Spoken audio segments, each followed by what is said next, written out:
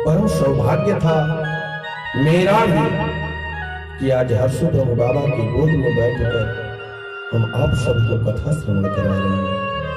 और परम सौभाग्य आप सबका भी है जो भगवान की अमृतमयी कथा का रसास्वादन आप लोग कर रहे हैं।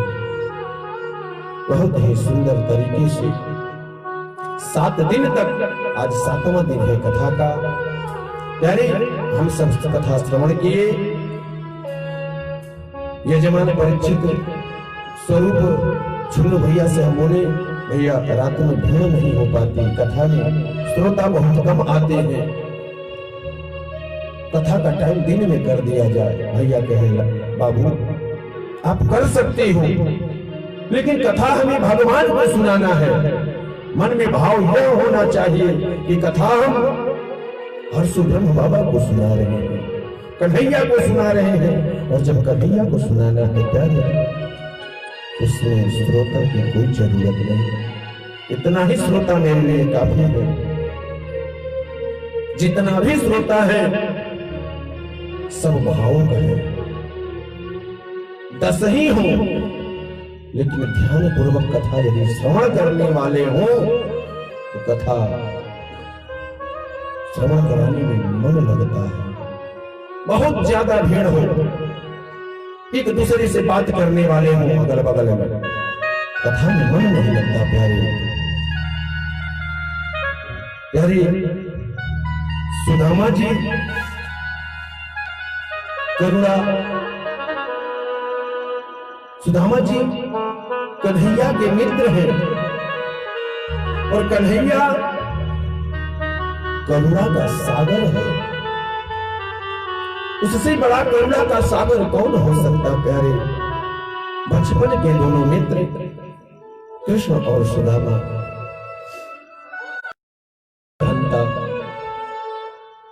लोग बात बात में कहते हैं कि सुदामा दरिद्र था। प्यारे यह कहीं नहीं बताया गया कि सुदामा दरिद्र था, गरीब था, दरिद्र नहीं था। सुदामा बचपन से ही विरक्त थे प्यारे, इंद्रियों में सुदामा की विरक्ति थी, अपने इंद्रियों को सुदामा बस में कर रखा था।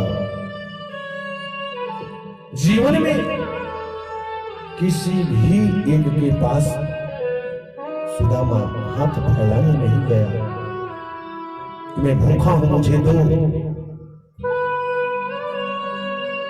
सुदामा ब्राह्मण था और को धन चाहिए बावरी, ब्राह्मण को धन केवल भिक्षा। सुदामा जी घर में जाते, भगवान का सत्संग करते, भगवान का कीर्तन करते, भगवान की कथा श्रवण कराते, उससे जो भी अन्न धन वस्त्र इत्यादि मिलता, उससे 2 रोटी पाकर अपना जीवन यापन करते। प्यारे सुदामा, सुदामा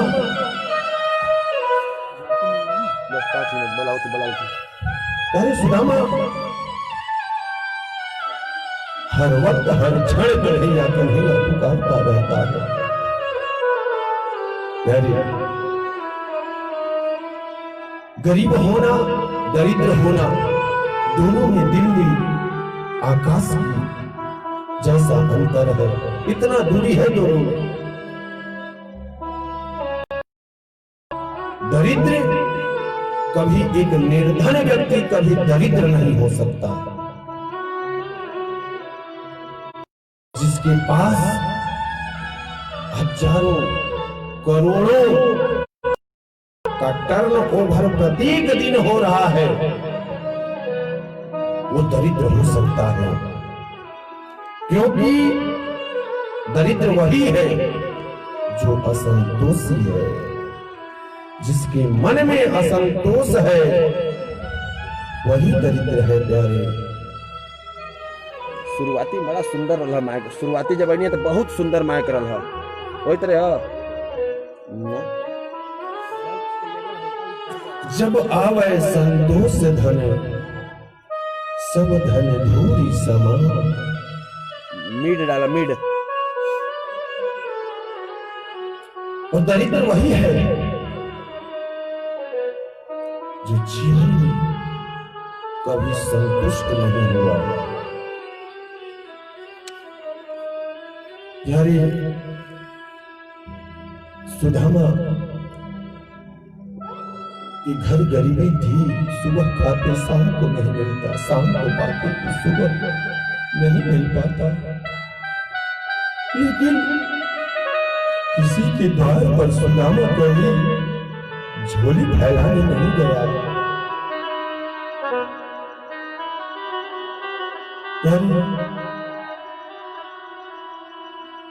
सुदामा जी की पत्नी का नाम था सुशीला।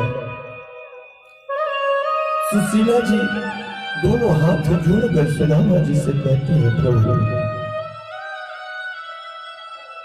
आज घर में कछु खाने को नहीं, आपके जो मित्र है द्वारिकाधीश, वह द्वारिका के राजा है। आप यदि द्वारिकाधीश के पास जाएं तो अवश्य ही हम सबकी गरीबी दूर हो जाएगी। सुदामा कहता है, देवी भला ऐसा कौन इंसान होगा जो द्वारिकाधीश से मिलना नहीं चाहेगा। लेकिन क्या करूं देवी, मैं तू जानती हो मेरा मित्र द्वारिका का राजा है, उसे माखन मिश्री याद खाने की आदत है। आगे का बिस्तर मत ले जाए प्रभु, काम है। बिस्तर आगे जो भी लगा हुआ सब बिछा दें उसी तरह। मयूर नृत्य आप लोगों को देखने को मिलेगा, और जहां बिस्तर पतला हो और दूसरा बिस्तर बल्कि और बिछा दें ताकि घुटना में गड़े ना। सुदामा जी कहते हैं, देवी माखन मेवा मिश्री खाने की उसकी आदत है, सो मैं क्या लेकर जाऊंगा कन्हैया के पास। यानी तीन जगह ऐसा होता है जहां कभी भी जाओ कुछ न कुछ जरूर लेकर जाओ, मित्र के यहाँ, गुरु के यहाँ, और कोई नई रिश्तेदारी हो, जहां नई रिश्तेदारी हो प्यारे, वहां भी बिना लिए कुछ मत जाना। बहुत समझाती है सुशीला जी, सुदामा जी पत्नी की बात मान जाते हैं। सुशीला जी जानती है कि मेरे स्वामी इतने संतुष्ट रहने वाले हैं कि द्वारिकाधीश से पूछेंगे, मित्र तुम्हें कुछ चीज की कमी तो नहीं? मेरे स्वामी एक ही बात बोलेंगे, लाला मेरे जैसा सुखी तो इस संसार में दूसरा कोई है नहीं। क्योंकि प्यारी सुदामा की जिहवा पे हर वक्त द्वारिकाधीश का नाम और भगवान का नाम लेने वाला कभी दरिद्र नहीं हो सकता प्यारे, गरीब हो सकता है।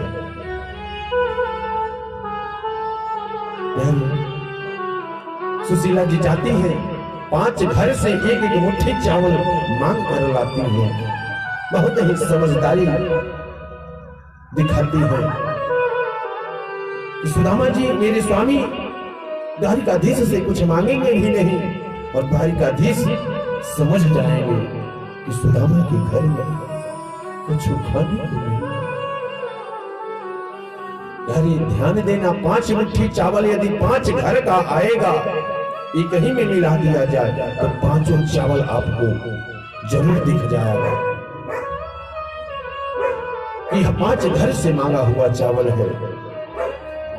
याच चतुरो मुष्टिन पृथुक तन्नुनान। 5 मुट्ठी चावल लाकर पोटली बनाकर सुदामा जी को सुशीला जी दे देती है। सुदामा जी हाथ में डंडा लिए, कांख में तंडुल का पोटली लिए द्वारिकाधीश से मिलने के लिए सुदामा जी जा रहे हैं।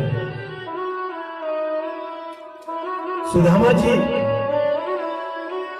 द्वारिकाधीश से मिलने के लिए सुदामापुरी से निकल जाते हैं प्यारे। सुदामा जी की हालत ऐसी है, सुदामा जी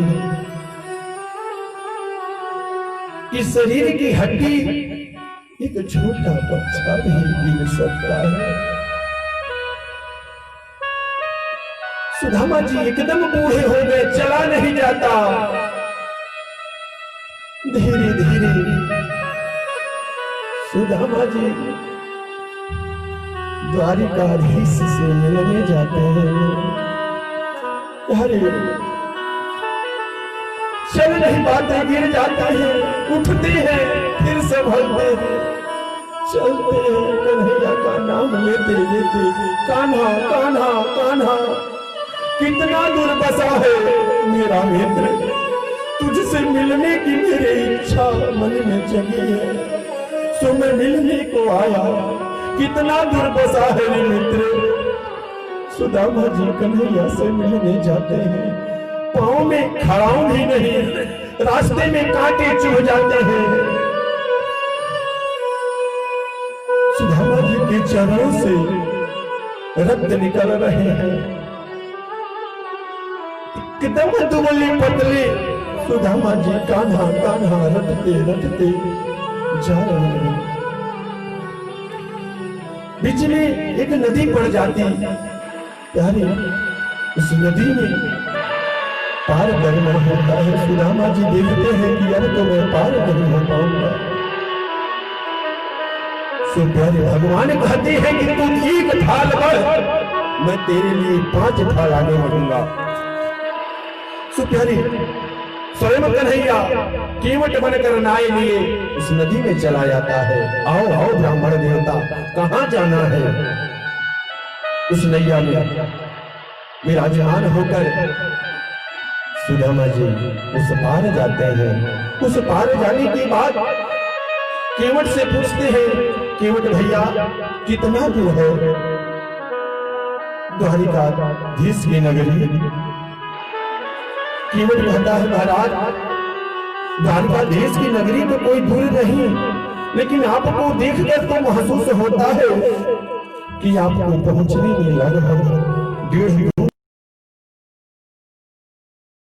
प्यारे सुदामा जी विप्र सुदामा वसत है अपने धाम, भिक्षा कर भोजन करे जब हरि नाम, ताक धरनी पति भ्रता गहे भेद की रीति, सुबुध सुशील सुलज्जति पति सेवा में प्रीति, कही सुदामा एक दिन कृष्ण हमारे मित्र, करत रहत उपदेश दिया ऐसा परम विचित्र।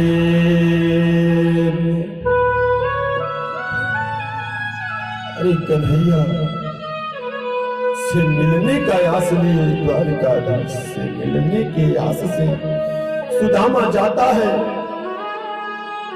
नदी के उस तट पर जाने के बाद सुदामा लेट जाता है। लेटते ही नींद आ जाती है, नींद आती है, सो जाता है। जब जगता है तो देखता है कि द्वारिकापुरी बगल में है। भगवान उसे उठाकर द्वारिकापुरी पहुंचा देते हैं। द्वारिकापुरी में जाकर द्वारपालों से क्या कहता है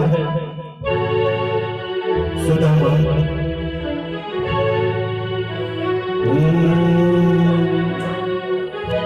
देखो देखो ये गरीब का हाल, कृष्ण के दर पे विश्वास लेके आया हूँ। मेरे बचपन का यार है मेरो श्याम, यही सोच कर मैं हंस लेके आया हूँ। क्या कहता है?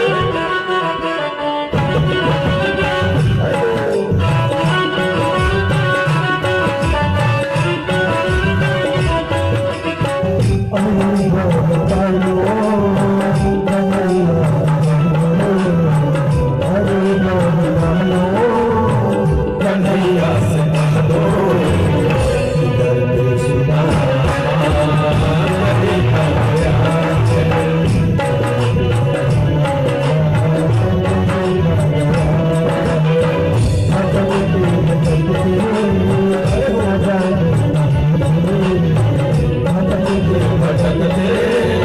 न जाने कहाँ से तुम्हारे महल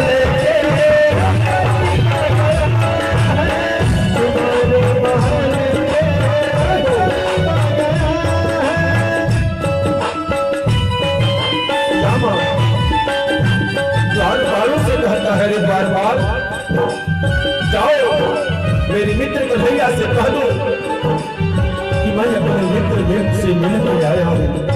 मेरा नाम सुदामा है। द्वारपाल तुरंत जाते हैं द्वारिकाधीश के पास।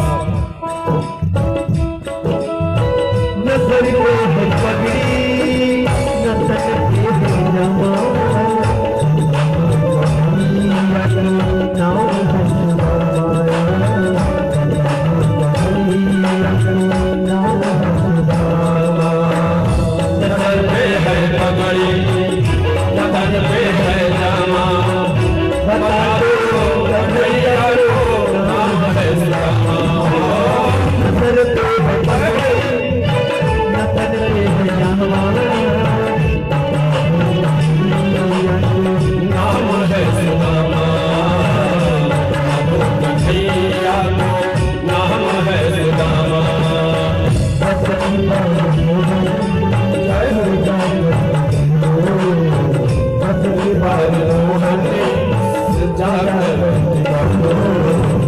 मिलने सका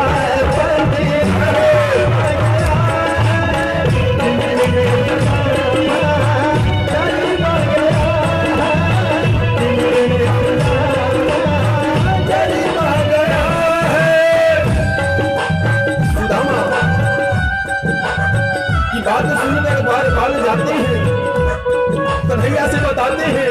कन्हैया इस बात को सुनता है और सुनते ही दौड़ पड़ता है। कैसे? सुनते ही